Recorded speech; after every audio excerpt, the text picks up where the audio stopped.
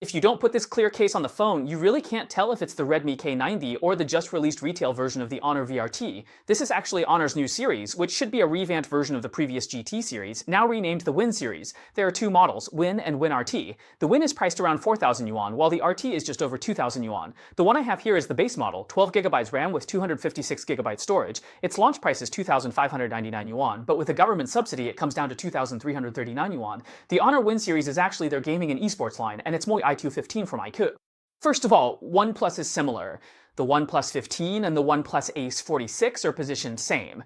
However, the Redmi K90 series isn't a pure gaming phone, while other brands position models as gaming phones. The phone has three color options, black, white, and blue. Let's take a look at the accessories for the white version first. Here is the SIM ejector pin, then there's a quick start guide, and also a clear case. Honestly, if you don't put the phone in this clear case, you really can't tell if it's a Redmi K90 or just based on the exterior design. To be honest, it really pays a bit of homage to Redmi, looking even more like the Redmi K70. Below that is the charging kit. It supports 100-watt fast charging, and the charger has a Type-A port. The included charging cable is an A to C cable. The case basically looks like this. Also, there's a large cutout at the bottom of the case, and that's because this time the entire series comes with a fan. You can see the fan's position right here. Honestly, a physical fan really does make a tangible difference in cooling down the phone. You can see the fan vent at the bottom, it's pretty big, and this spot is actually where most of the heat is generated. Placing the fan here makes the overall cooling effect quite obvious. I'm sure you've already seen those top streamers test it out. The cooling effect of this fan is genuinely noticeable. The back is made of fiberglass material with the Honor logo here. As for the camera module, there's a metal ring around it that sticks out a bit, and the camera itself protrudes even more, so there are actually two layers of bumps. But looking at it, the protrusion isn't really that high. On top, there's a glass cover plate. And for the flash position, it's a dual camera setup, a 50-megapixel main camera and an ultra-wide lens. There's also a small design touch with the Win logo here, featuring a metal chamfer. What do you all think of this exterior design? It also uses a metal frame, with the speaker, USB-C port, and SIM card slot at the bottom, nothing on the sides. There's also a speaker on the top. This time the speakers are really impressive. Dual 12-16 speakers, which are actually quite large, even bigger than the 115 size. On the other side, you have the volume up and down buttons and the power button here, plus Honor's signature dedicated camera shutter button that they've always kept. This camera button is an actual physical button. You can press it. Now, Honor calls it the AI button, so I guess it's integrated with AI features. Honestly, I think it's a bit of a waste just to use it as a camera shutter, but if you use it for things like a voice assistant, it's still useful. That said, to be honest, it's not the most convenient thing to use in daily life. Personally, I don't think it's really necessary. The phone is 8.3mm thick and weighs 225 grams, so it's definitely not going for a slim and light design. It feels pretty substantial in the hand. As for the overall feel, it's actually quite good. The transition between the back panel and the frame is well done.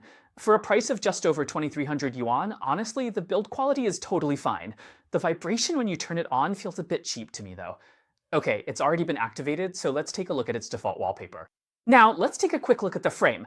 Basically, the sides and the top are pretty narrow, while the bottom is a bit wider, but not by much. Honestly, there's nothing really wrong with the way the bezels are managed. The Honor Win series is getting a lot of attention this time, mainly because the specs are really solid. For example, this RT version uses the Snapdragon 8 Gen 2 platform and comes with a massive 10,000 mAh battery. So with a good processor and a big battery as its foundation, it's no wonder this phone is getting so much attention. As for other aspects, you can see that it also features a self-developed C1 RF enhancement chip, as well as a self-developed energy efficiency enhancement chip 1 and 2. The screen is 6.83 inches, so it's not a small display, making it quite suitable for gaming and watching movies.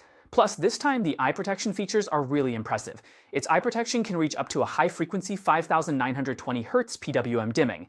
Honestly, Honor is really going all out when it comes to eye protection. The display's colors are also vibrant and vivid. The standard mode tends to look a bit yellowish, the vivid mode leans cooler and more blue, and the professional mode has a reddish tint. Let's go with vivid.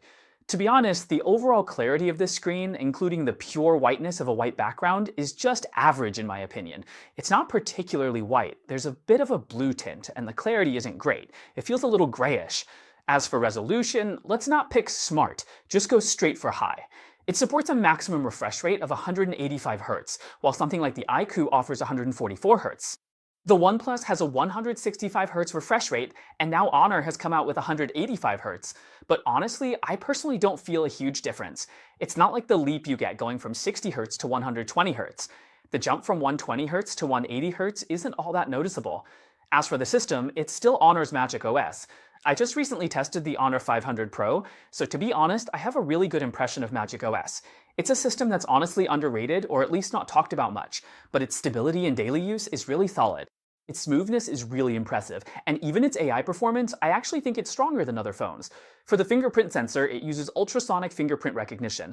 As for the vibration feedback, personally, I don't think it's particularly good. It feels a bit loose, and the vibration isn't very strong either. It also comes with IP68 and IP69 dust and water resistance, plus NFC and infrared are both included. If there's anything you want to know about this phone, feel free to discuss it in the comments. I'll be doing a more detailed test of its battery life soon. After all, with the massive 10,000 mAh battery, let's see if there are any big surprises.